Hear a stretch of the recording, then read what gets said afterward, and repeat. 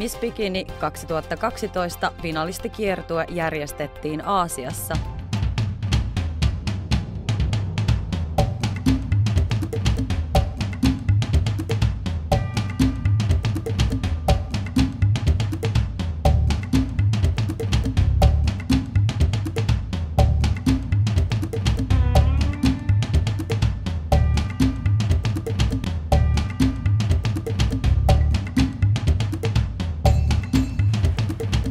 Hei, olen Isabel Jungdel, 22-vuotias ja tulen Helsingistä.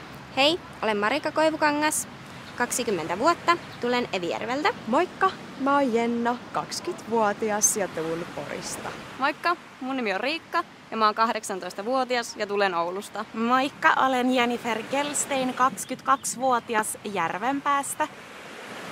Hei, olen Anniina Makkonen, 21-vuotias lahtelainen. Heippa, mä oon Cecilia Nuevo Helsingistä.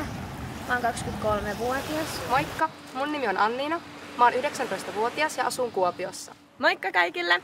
Olen Anni Ikonen, 22-vuotias, kotoisin Kouvolasta. Moikka! Minä olen Milla Romppanen, 19-vuotias tyttö ja tulen Kuopiosta.